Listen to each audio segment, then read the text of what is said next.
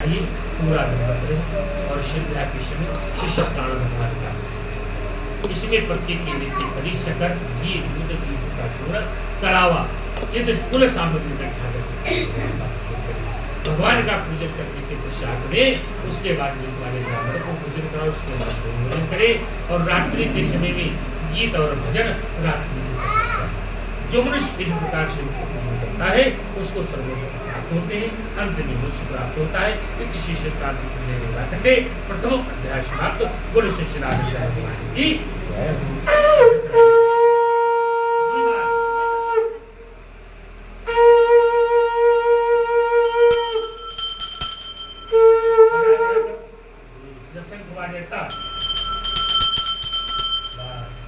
की अध्याय की तरफ आप ले चल रहा हूँ, जो विषय ध्यान से सुनिए। काशी नगरी आपको ले चल रहा हूँ।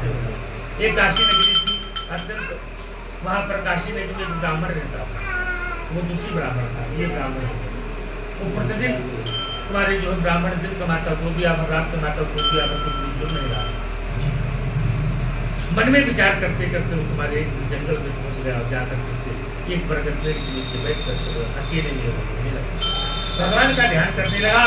काफी समय दुख हो गया तो भगवान ने सोचा चलो चल करके इसके दुख को नष्ट कर अब ना जब चलना चाहिए तुरंत भगवान चल देते हैं। एक ब्राह्मण का रूप धारण करके, कैसा ब्राह्मण का रूप धारण करते हैं, पीतांबर वस्त्र पहने हुई गर्भ जयंती माल लगा मस्तक सिंदूर था खटपट राव की आवाज को और बड़े भाव कहने लगे कि ये ब्राह्मण तुम पृथ्वी पर तू श्रेष्ठ ब्राह्मण बनता है, तू रो रहे हो क्या इच्छा है आपकी? ब्राह्मण ने कहा प्रभु मैं निरंतर ब्राह्मणों की इच्छा मांग करके किसी तरह से का पालन करता हूँ, जो ज्ञान इसका रूप आ जाते हैं तो पाकर भविष्य को हमारा दरिद्र नष्ट होगा। तुम दूसरा को तुम शिष्य नारायण भगवान का पूजन करो, जिसके प्रश्न से मनुष्य समस्त कष्ट से नष्ट हो जाता है। तो कहने लगे इस प्रकार से क्या प्रभु करे तो इसमें शिष्य नारायण भगवान का गंगा प्रभु को खाने को नहीं जाकर तो सत्यनारायण भगवान आया करो, व्रत करो, भंडारा करो। इस प्रकार से कहते रोज की भांति की तरह इच्छा गमन करे दे जाना, प्रभु की घर होगी कृपा तो सब कुछ तुमको मिल जाएगा। नित रोज की भांति पर इच्छा गमन करते जाना, भगवान की कृपा को सब कुछ तुमको मिल जाएगा। इस व्रत के बारे में जानकर प्रसन्न हुआ ब्राह्मण आंसू पोष करके घर को आया तो रात में नहीं सुनी पूजा की तैयारी के लिए चल देता है। चलते चलते सुंदर नगर घर को पहुंचा। शुभ रात्रि में सोनी नहीं, सुबह उठते ही भगवान की पूजा तैयारी के लिए चल देता है। सुंदर नगर में दीक्षा ग्रहण किया। पहले गुरु से अनेक प्रकार की दीक्षा मिलकर प्रसन्न होकर पक्के केले की बड़ी शकर की दूध की इतना छोड़ का सामग्री इकट्ठा कर उसने विधि विधान से भगवान का पूजन किया और कहने लगा हे प्रभु जो कुछ गलती हो सब क्षमा करो, तुमको रक्षा करो, हमारा परिवार सुखी करो। इस प्रकार से बार बार नहीं करता है। भगवान प्रसन्न हो गई। कुछ ही पूर्णमासी बीती थी, कुछ पूर्णमासी के बाद भी जितना उनकी घर का दरिद्र था उसका नाश हुआ, तो घर में लक्ष्मी और कुबेर देवता का वास हुआ। सच्चिदानंद भगवान अभी नहीं छोड़ना। तब जब भगवान की अनुकृपा हो गई, उनके घर में लक्ष्मी माता और कुबेर देवता का जो वास हो गया, तो हर पूर्णमासी की कथा इसी प्रकार का छल और कपट सबको त्याग कर करके और भगवान के चरणों में लग गया। उस पूर्णमासी मृत्यु हो गई थी, इस समस्त प्रकार से उसका धर्म कार्य करने लगा। आगे चलकर चलने लगी, समस्त परिवार संपन्न हो गया। एक दिन का समय लकड़हारा कुछ समय के बाद में मन में विचार करने लगा कि बहुत दिन हो गए हैं ब्राह्मण नहीं मिले हैं, चलो मिलना चाहिए। नगरों को इकट्ठा करके और शर के ऊपर चला रहा है। आकर करके यहाँ पर देखा झोपड़ी पड़ी थी, वहाँ पर मकान बना हुआ। पड़ोसियों से पूछा कि तुम्हारे ब्राह्मण का और सा मकान है? पड़ोसियों ने बताया तो ब्राह्मण का मकान है। प्यास से दुखी लकड़हारा, प्यास से दुखी लकड़हारा वो अपने लकड़ियों को इकट्ठा द्वारे को करके मकान के अंदर गया। वहाँ पर देखा शीशा भगवान का हो रहा है, वहाँ पर बैठ गया और लकड़ियाँ वहाँ पर रख दिया। उसने मन में विचार किया तो दरिद्र ब्राह्मण का कुछ नहीं था, कैसे क्या होगा। इस देवी और देवता का करती हुई इनको बड़ा जब क्या करें।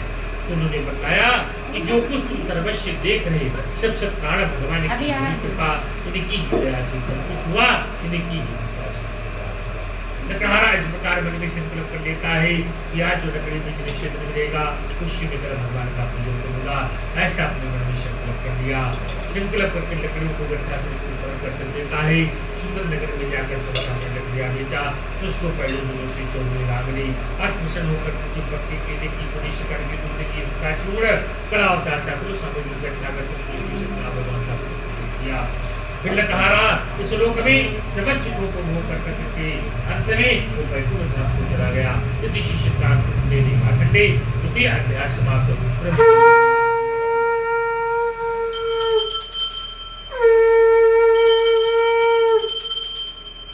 अब आप लोगों को तीसरे अध्याय की तरफ ले चल रहा हूँ और उल्खा मुकाम के राजा बहुत ज्ञानी और थे। उनकी पत्नी बड़ा विद्वान थी, पढ़ी लिखी और बहुत शिक्षित थी। बिना पति की पूजा के बिना अन्न और जल को ग्रहण नहीं करती। आज उनके सर्वस्व है और एक जो है पुत्र बिना घर सुना है। जिस प्रकार से कहा गया है पति की सूर बिना घरे पुत्र बिना घर सूर, दोनों मुक्ति के द्वार है, दोनों एक मनुष्य के सर्वस्व है। अगर से सुना है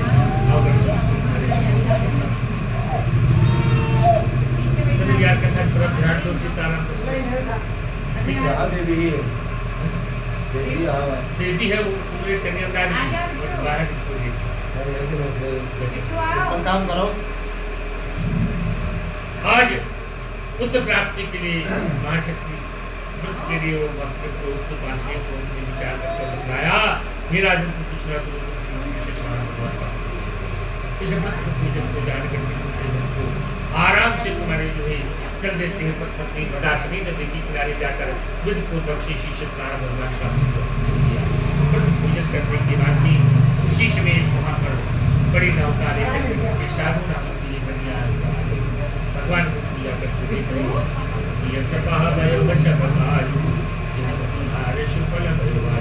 इस प्रकार से भगवान का करते बैठ गया।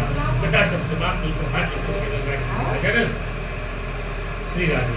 और आप लोग कठोर तरफ ध्यान दे दो, इस पर बराबर आ रहे हैं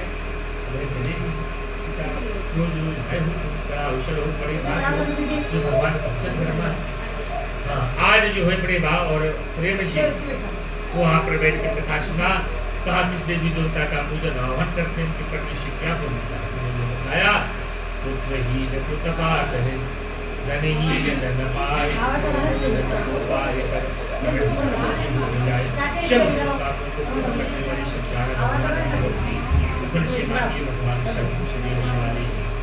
आज इस बात को लगे हमारे कुछ नहीं है पुत्र प्राप्ति के लिए महाशक्ति विशेष भगवान का धन्यवाद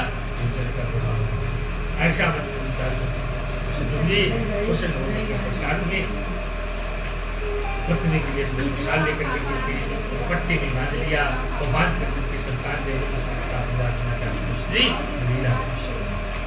था प्रसाद पर प्रसाद गए तो था प्रसाद हो लेकिन बन गया प्रसाद को रख करके भगवान विष्णु का ध्यान ये नटवर गिरधर मुरारी मैं आपको साक्षी मान करके प्रसाद को जा रहा हूँ। आप ये जीवन कृपा होगी हमारी कोई संतान हुई तो मैं आपका फिर पूजन करूँगा। ऐसे सब भगवान जी विष्णु भगवान डायरेक्ट आशीर्वाद दिया था प्रसाद पर बन गया का ध्यान उस प्रसाद के खा पी कर वो आज उसकी पत्नी पति के साथ सत्य भगवान की कृपा से गर्भवती हुई तथा दासुए मैंने एक सुंदर कन्या का जन्म हुआ। कन्या स्त्री बढ़ेने लगी जैसे शुक्र पक्ष का चंद्रमा बढ़ता है। पंडितों ने विचार करके कन्या का नाम कलावती रखा। जब कलावती रखा गया तो अपार खुशियां समाई न गई। नाना प्रकार की मिठाइयां नाना प्रकार की गोले पटक के घर घर को वो लगवाई। घर घर नाना प्रकार की मिठाइयां बटवाई गोले पटक के लगवाए। और जब 1.25 महीना से उनका पूर्ण हो गया तो जो आपने संकल्प किया था कि जब हमारे कोई संतान होगी तो विशेष भगवान का हम करूंगा खुशी आप करिए। लोभी जात का बनिया मन में करके विचार ब्राह्मण घर जो वाले प्रश्न ऐसा मन में विचार कर करके अपनी पत्नी से कहने का ये शाम का जितना हमारे पास करना था वो सब बिटिया की शक्ति बढ़ा जन्म पर खर्च हो जाता है। पत्नी कहेगी नहीं स्वामी, कल करे सो आज कर, आज करे सो अब करे नहीं पड़नी होगी। पत्नी ने कहने लगा मुंडन प्रसन्ना पूछने के, लेकिन आज नहीं करना हो पाए तो बहू ने कब पढ़ोगे? नहीं, अभी ने इसके मुंडन में कटा कहा कि बिना विचारे जो करे सो पाछे पछताए, काम बिगाड़े अपना जग में हंसी लगाए। पत्नी का 2 बार कहने का, दूसरों का विचारी 2 बार कहा। आज जी हुआ कहने इसके मुंडन में कथा हुई, समय पत्नी को उतारा बड़ी बड़ी चक्र पर धीरे धीरे बीते 16 साल। 16 साल उनके मुंडन में व्यापार से जो वापस आया तो देखा पुत्री शकी से लोगों के साथ फिर कूद रही है। दूध सुंदर से बंधु ढूंढने के लिए भेज दिए तो दूध जाकर के दूध कंचन नगर पर पहुंचे। सुंदर बंधु देख करके तारीफ कर दी। तारीफ पढ़ने की पुत्री करने के पश्चात उसी तारीफ विवाह करने के बाद में उसे श्री सत्यनारायण भगवान का मंत्र सब कुछ किया। कहते भगवान की कथा ना सुनकर भगवान को हो गए कि जाओ बेटा तुमको ये श्राप साधु कन्या को पता नहीं, अपने कार्य को श्रम दिया। दामाद को घर पर मुक्त किया, कहने लगा बेटा जो कुछ है तुम्हारा ही है, अब दोनों के साथ में व्यापार करेंगे। आज दोनों लगभग 2 महीने के बाद में ससुर का दोनों व्यापार करने के लिए चले गए। कहाँ पहुंचे? राजा चंद्रकेतु की राज में नदी पार कर राजा चंद्रकेतु की राज में जाकर व्यापार करने लगी। जब राजा चंद्रकेतु की राज में जाकर के व्यापार करने लगे तब भगवान ने मन में विचार किया, इसको पुत्री भी दे दिया, हमने पुत्र भी दे दिया, धन धान्य सब कुछ दे दिया, लेकिन इसने हमारी कथा नहीं सुनी, अब उसको कष्ट देना चाहिए। पहले भी चंद्रमा चंदन जगत चकोर, जब पहले कोई व्यापार करने के लिए जाते थे गाँव के बाहर दोनों एकादशी का दिन था। चंद्रमा बहुत जोर चाहिए कि जिस प्रकार से बलक मिलता है उस प्रकार से चंद्रमा करेगी। ससुर का आवाज आपस में विचार कर रहे हैं। सबका ससुर कहने लगा कि अब कुछ बहुत सा धन बच रहा है। दामाद ने कहा इसी प्रकार से नमस्कार आप राजा हो जाएंगे। तब भगवान ने मन में विचार किया तुमको धन भी दे रहा रहे हैं, लेकिन हमारी कथा न सुनने उनको कष्ट देना चाहिए। तुरंत भगवान माया रूपी 2 चोरों को तैयार करके राजा के घर में जाकर बुलाने लगी। दूत एक छोट सुई गिरा करके सर गड़बड़ा करके गिरने लगा। तब राजा के सैनिक के उनको पीछा किया, दूतों ने नट ले जाकर वही चुपचाप किया। ससुर का मात्र भगवान की माया रूपी और तो गायब हो गई।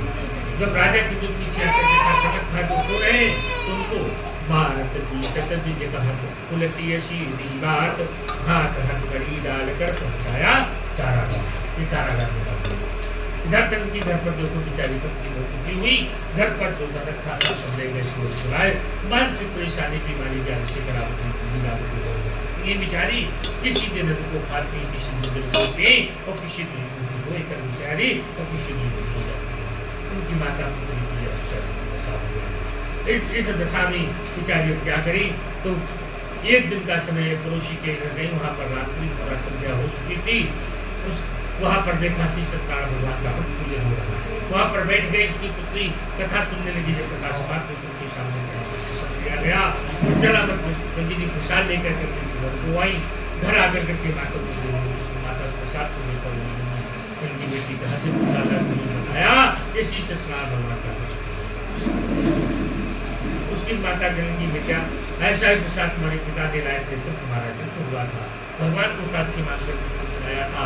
हो सकता है सत्यनारायण भगवान की कृपा हो, इसीलिए इन बातों को सुनकर माता प्रातः काल होगी भगवान की पूजा होगी। सुबह उठकर पुरुष की घर जाकर थोड़ी चावल मांग रही और चावल मांग करके सबके घर में गुरुद्वारा रंग डालने लगी। आज हमारी कथा है कोई पुरुष 10 टका 11 टका कैसे किया समस्त पैसों को इकट्ठा कर विष्णु भगवान का पूजा की सामग्री लाई जा रहा। हमारे पति और पिताश्री के घर आ जावे ये आपकी कथा सुनी। इस प्रकार से किया, इस प्रकार से जो मैंने किया तो भगवान संतुष्ट हो गए। संतुष्ट होकर के तुलसी रात्रि में राजा चंद्र को सपने गए। बिटिया तो ध्यान दे रहे हो ये हिराजन देखो कार्य होगा और तो टाल लेना। ये हिराजन तुमने किसी भी देवी देवता का प्रसाद का अपमान किया इसलिए ऐसा और कहने के अपने कारागार में 2 जो पुत्रों को मारकर खुद को छोड़ दो। उनका जितना दान दंड लिया है सब ऐसे शब्द भगवान ने राजा सुबह उठते ही उनको दोनों को बुलाया, नई नई वस्त्रों से कपड़ा लटका में गए और नए नए कहने लगे, हे महापुरुषों, हमारे प्रकाश में पूरे नहीं सबसे बड़ा भगवान की कृपा से अर्थात जितना धन ले जाना चाहोगे लो। तो दोनों धन लेकर करके चल दिया। इति शिष्य प्राण मेरी बात नहीं तो अध्यास मात्र शिष्य भगवान की जय।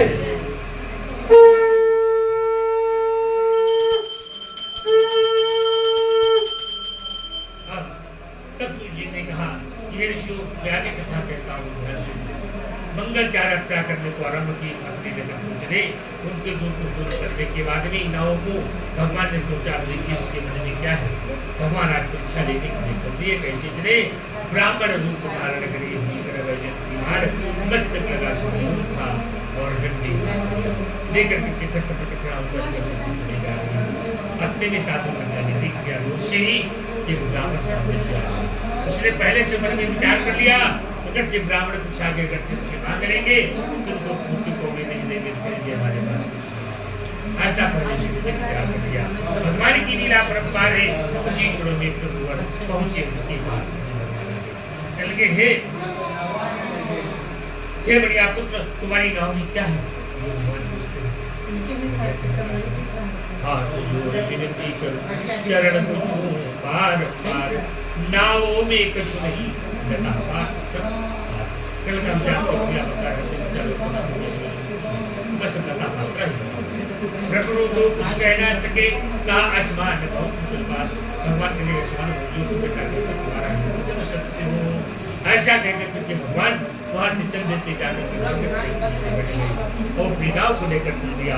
उस दूर तक जाकर पहुंचा तो देखो